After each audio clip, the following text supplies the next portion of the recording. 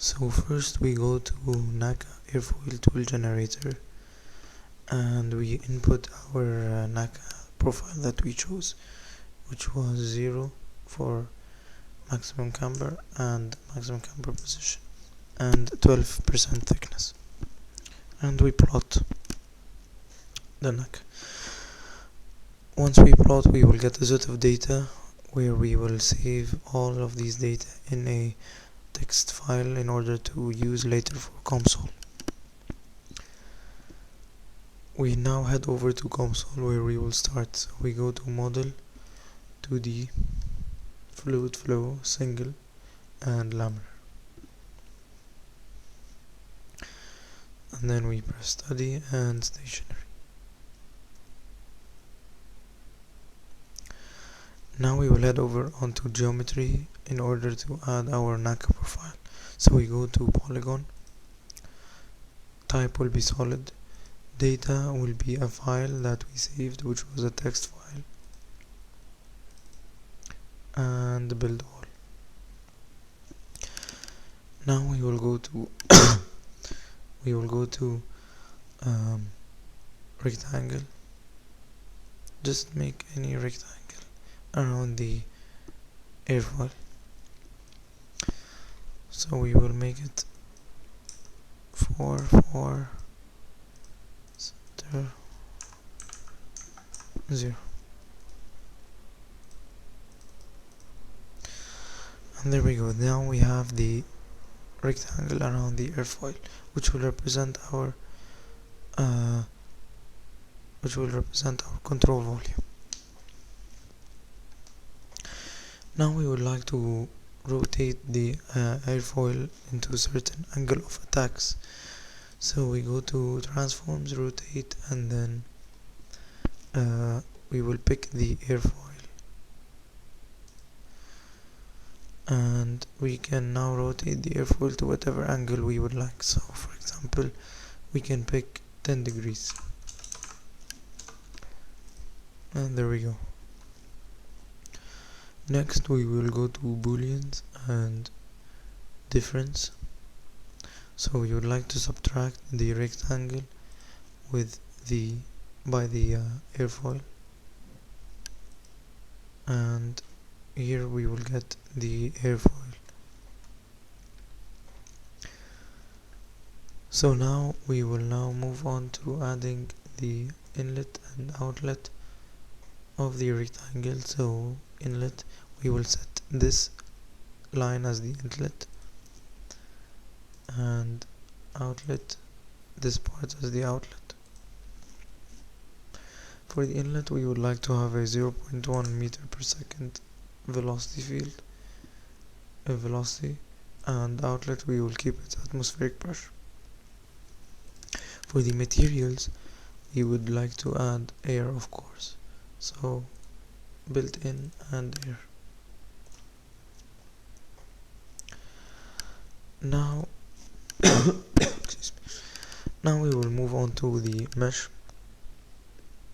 So we decided that we will pick the finer mesh due to the fact that we already meshed all the different mesh sizes, ranging from extremely coarse to extremely fine, and we computed the drag force and the drag coefficient for each mesh size and plotted it in a graph.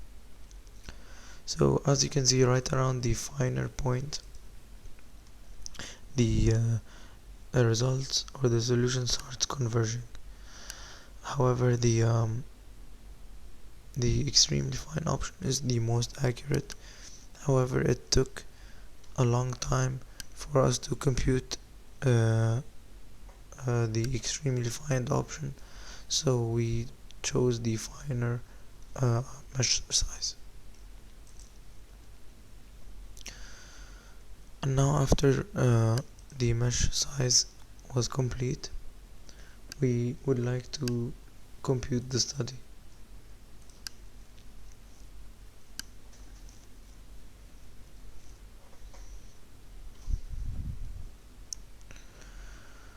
Now we head over to the derived values, and we would like to now compute the drag and lift coefficient, the drag and lift force.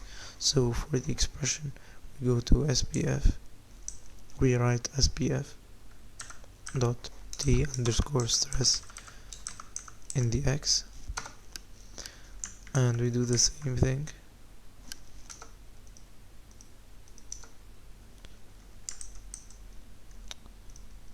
Sorry about that. And we do the same thing in the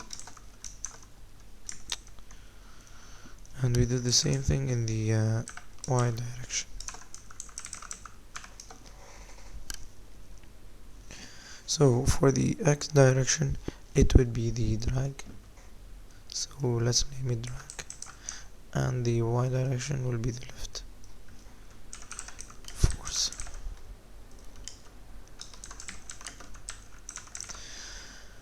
And now for the boundaries, we would like to deselect the rectangular boundaries and evaluate. First let's move on to the 0 degrees angle of attack. So mesh, and then study,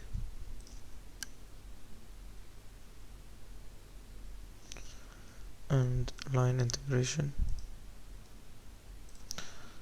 There we go. Now we have the lift and drag forces at 0 angle of attack. So after we found the 0 degrees angle of attack, we moved on to 2.5 until 20 degrees angle of attack, and we found all the lift and drag forces ranging from 0 to 20 degrees.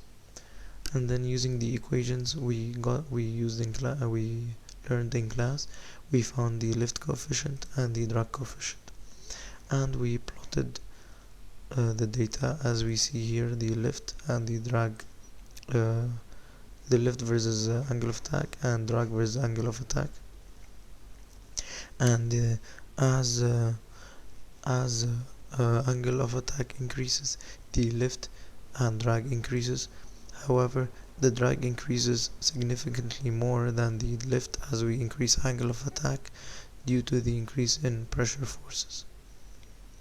And here is our lift and drag forces ranging from 0 till 20 degrees. And now we will move on to the velocity and the pressure figures, which my teammate Haider will now explain. So moving on, now we'll go over how to get the velocity and pressure diagrams. First, we will have to go to the tab labeled rotation angle and set it back to 0. So what this does is changes the angle of attack to 0, and so we'll get the airfall in the horizontal plane. And now in order to find the velocity magnitudes, we'll have to go to the mesh row of the app, and also as you can see on the right, the orientation of the foil changed along with the change in the angle. So now for the mesh, we'll have to build our mesh, and as recommended during the lectures, we'll go with a finer element size, since we would like to get a balance between the result speed and the accuracy of the results obtained. So the finer the element size we choose, the better our results will be, but also the more computational power and time required to obtain the results. And since we have a simple airfoil, then finer will give us plenty of accuracy without compromising too much speed and effort by the program. Now after choosing the mesh type, we'll have to go to the study tab and press on the stationary row, and now here we'll have to generate our diagram. So we simply press compute and we wait for a couple of seconds.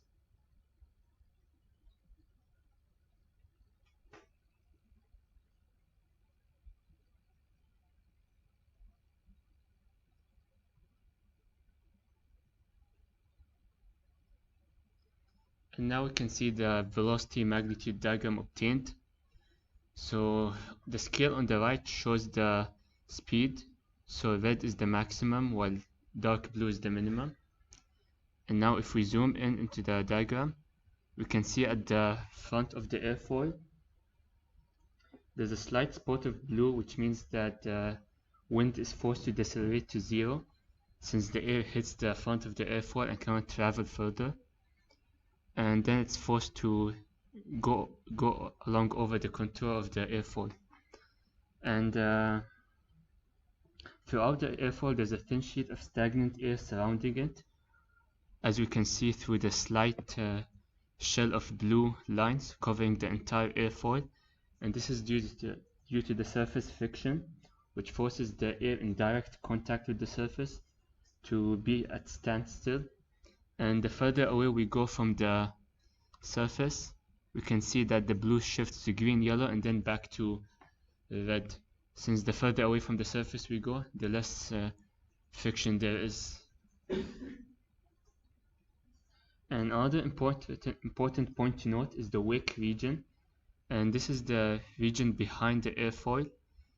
So as you can see here, the blue area is the largest here, and this is due to flow separation, which causes a lot of turbulent flow and a lot of velocity cancellation as a result. And as we go further away, the flow separation reduces, and we can see that it starts to shift from blue to green, yellow, and back to red, because the fluid starts joining back again until it reaches the original wind speed. Now, in order to study how the velocity direction changes around the airfoil, we have to go back to the velocity tab, and we have to click on surface and disable it.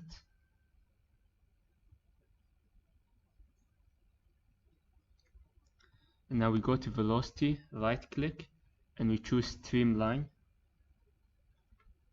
So this will allow us to get a streamline diagram of our velocity.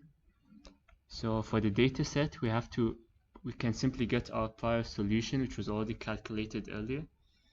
And for the selected boundaries, this simply decides the number of points. So the more the better in terms of accuracy, but to also take a bit more time. So we can go for, let's say, 60, since we have a simple airfoil.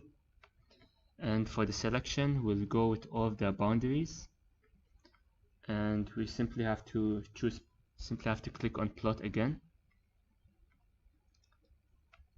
And as you can see, the streamline diagram is generated for the airfoil.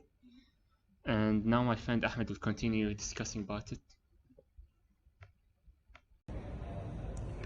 Here we can see, if we zoom in on this part of the graph, we can see that the streamline over here is more close to the airfoil, and here it's more spaced out. This spacing out is usually due to the no slip condition. And then we can zoom out to see the whole streamline all over it, and from here we can also conclude that it is laminar flow, since all the streamlines are moving in straight lines and there are no disturbances. And here again we can zoom in very closely, and we can see that here it's very close to the top of the airfoil. And if we zoom out again and zoom here, we can see that it is spacing out here due to the no slip condition. And towards the end of the airfoil, the drag is less, so here it's also slipping out from the airfoil at this part. And then we can also go from here, and we can see the contour for how the pressure acts around the airfoil, and we can see the pressure lines. And as you can see here from the scale, the red denotes the highest pressure, and it reaches around 610 to the power of 5, and here at the lowest it reaches to 525, denoted by the color blue. And here we can zoom in this segment towards the front of the airfoil, and we can notice here it has the highest pressure, and it will have a stagnation point over here. And usually in this area the velocity will be 0. And then if we zoom out Again, we can see the whole pressure distribution, and if we zoom in towards the tip of the tail, behind part of the tail, we can see here that the pressure is low and it is distributed properly, and the velocity here will be high since there is no stagnation point and the pressure is low.